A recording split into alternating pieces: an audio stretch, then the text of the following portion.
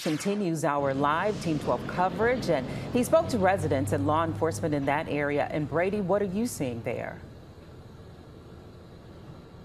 Yeah, crews are still very much at work repairing power lines on this road, even as the sun begins to set here. Sheriff's officials currently have this road blocked off at the moment, and one of the sheriff's officials told me a big reason for that is the possibility of live wires, which of course can electrocute people. Val, the Montgomery Transit Coalition is a group that works to ensure reliable transportation right here in the capital city. I was at their meeting earlier today, and one of the things they were talking about was reducing wait times at bus stops, especially in these hot summer months. The 98th edition of the Turkey Day Classic here at ASU Stadium, the Hornets hosting Arkansas Pine Bluff, a team that has yet to win a conference game. Both of these teams, though, looking to close out their seasons with a win.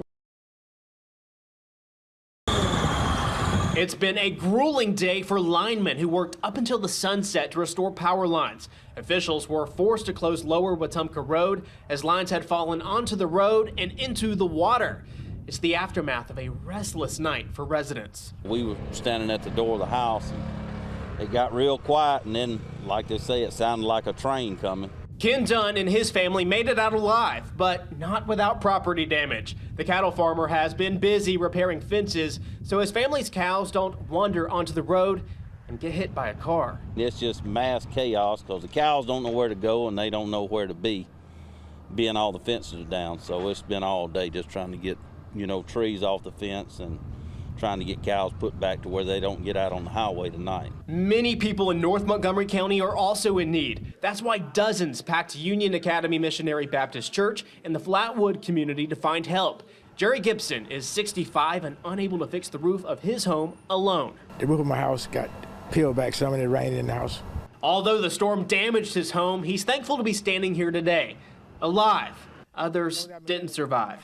Everybody feeling pain in the community, so, we all, grew up together and we know each other from way back, We won't go back! We won't go back! I just hope that they're aware of how many women they're hurting and how many families they're hurting. Feelings of rage and disappointment as approximately 100 people protested near the Alabama Department of Archives and History Sunday morning. Just 48 hours after the Supreme Court of the United States overturned Roe versus Wade. There's already so many families that are struggling with financial assistance, food assistance, schools. They don't have work and nobody's helping them. But now we're going to force birth on millions of women. Many people are out here not just for themselves, but also for their loved ones who lost their reproductive rights. I believe that they're not going to try to put innocent women in prison. I have a 7-year-old daughter. Why should she have less rights than her grandparents had?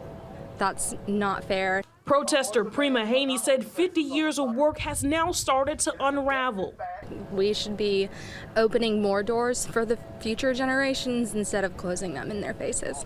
She believes it won't end with Roe versus Wade. They're going to keep coming for everybody, like gay marriage, contraception. Who's to say they won't come for interracial marriage?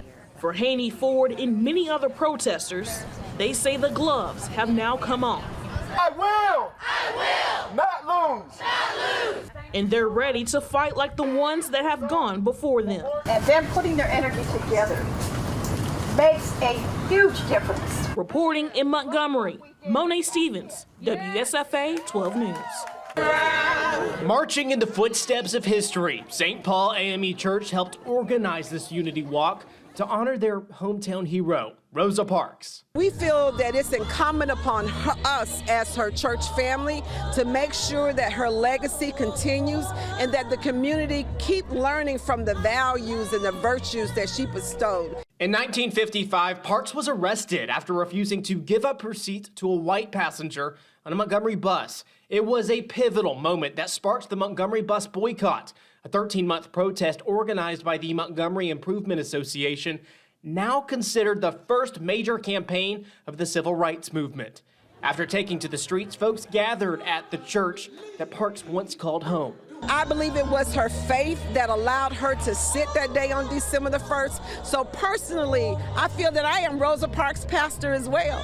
Attendees believe Parks took a seat so they can take a stand. Attorney Brian Stevenson with the Equal Justice Initiative says the push for racial equality continues today, and it begins at home. Montgomery is a city that really reflects the story of America. And when Montgomery stands up to inequality and injustice, America has followed historically. A city that has changed history before, that can do it again. Third quarter down 14-3. Demetrius Davis, perfect pass, perfect catch from Keyshawn Johnson, 9 yards in the corner of the end zone. ASU down 14-10. A&M goes 3 and out, so right back come the Hornets. Ja'Cory Merritt bursts through the line, 4-yard rushing score gives ASU its first lead since the first quarter. First rushing score of the season for the former Lanier Poet. Now the game's tied at 17. 2 minutes to play. Davis to Jeremiah Hickson, 23-yard touchdown. State back in front, 24-17. Bulldogs driving for the equalizer. 8 seconds left on the clock on the ASU 8. Quincy Casey's pass to Cameron Young. 5 yards, not nearly far enough, not good enough. Alabama State wins its first Classic since 2017. Coach Robinson on what this win means. I mean, that means a lot. I mean, I've been at those last 4 matches of the Classic where we lost in a whole lot of different ways, and so we all love this game. It's a great game, and you don't really know what it's about till you lose one, and so you know, hopefully we don't ever get that feeling no time soon. I can't explain it. I mean, it's a huge moment. The kids wanted it so bad, and they had to play all the way to the end, and we expected nothing less. You know, Coach Maynard, those guys never quit. They never gave up. The game was up and down, emotional, so didn't play our best game. We played good enough to win. Clinched the USA South Conference title with the win at home today, taking on LaGrange. First quarter, Hawks are up 7. Landon Cotney back to pass, flush out of the pocket, and decides to use his legs. He gets in towards the end zone. It's a 19-yard score. Hawks take a 2-touchdown lead. 56 seconds left in the first quarter. Cotney back to pass again. And again, he chooses to use his legs. He's off and running, and the former Benjamin Russell standout, has 3 total touchdowns on the day.